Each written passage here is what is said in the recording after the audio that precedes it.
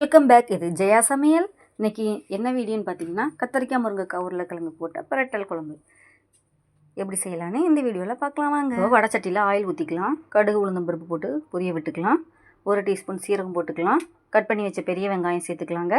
எண்ணெயில் நல்லா வணக்கி விடலாம். இப்போ 1 கொத்து கருவேப்பிலை சேர்த்துக்கலாம். இப்போ கட் பண்ணி வச்ச 2 தக்காளி சேர்த்துருக்கேன். தக்காளி நல்லா வணக்கி விடலாம் எண்ணெயோட. இப்போ தக்காளி வணங்குறதுக்கு கொஞ்சம் உப்பு சேர்த்துக்கலாம். உப்பு சேர்த்து லேசாக கிளறி விட்டு மூடி போட்டுக்கலாங்க. இப்போ பாருங்கள், தக்காளி நல்லா வணங்கி வந்திருக்கு. இப்போ இதோட மஞ்சத்தூள் சேர்த்து நல்லா கிளறி விட்டுக்கலாம். இப்போ கட் பண்ணி வச்சுருந்தா கத்திரிக்காய் முருங்கைக்காய் உருளைக்கிழங்கு சேர்த்து அதையும் நல்லா பிரட்டி விட்டுக்கலாம். நல்லா கலந்து விட்டதுக்கப்புறம் அதை மூடி போட்டுக்கலாங்க. காய் கொஞ்சம் வேகணும்ல, அதனால். இப்போ பாருங்கள், ஒரு அரை வேக்காடு வெந்திருக்குது காய். இப்போ இன்னும் உருளைக்கிழங்கு முருங்கைக்காய்லாம் வேகணும். அதுக்கு கொஞ்சம் தண்ணி சேர்த்துக்கலாம் காய் வேகிறதுக்கு.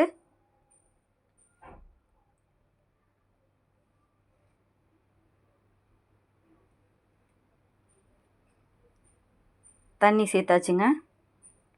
இப்போ தண்ணி சேர்த்ததுனால இந்த காய்களுக்கெலாம் உப்பு சேரணும். அதனால் இப்போ கொஞ்சம் உப்பு சேர்த்துக்கலாங்க. உப்பு சேர்த்து வேக வச்சாதான் காய்களுக்கெலாம் உப்பு பிடிக்கும். இப்போ உப்பு சேர்த்தாச்சு. உப்பு சேர்த்து நல்லா கலந்து விடலாம். கலந்து விட்டு மூடி போட்டுக்கலாங்க. இப்போ பாருங்கள், காய் ஒரு 3/4 வேக்காடு வெந்திருக்கு. இப்போ அதோட சாம்பார் தூள் மல்லித்தூள் 1 டீஸ்பூன் சேர்த்து நல்லா கலந்து விட்டு மூடி போட்டுக்கலாம். இப்போ பாருங்கள், காயெல்லாம் நல்லா முழுமையாக வெந்திருக்குதுங்க. பாருங்கள், காயெல்லாம் வெந்திருக்குது. நீங்களும் இது மாதிரி செஞ்சு பாருங்கள். தண்ணியாக இல்லாமல் கட்டியாகவும் இல்லாமல் சாப்பாட்டில் கொஞ்சம் பிசைஞ்சு சாப்பிட்ற மாதிரி பிரட்டல் மாதிரி வச்சுருக்கேன். நீங்களும் இது மாதிரி செஞ்சு பாருங்கள். டேஸ்ட் எப்படி இருக்குன்னு கமெண்ட் பாக்ஸில் சொல்லுங்கள். சாதத்தோட பிசைஞ்சு சாப்பிட்றதுக்கு ரொம்பவே நல்லாயிருக்குங்க. டாடா, பாய் பாய்.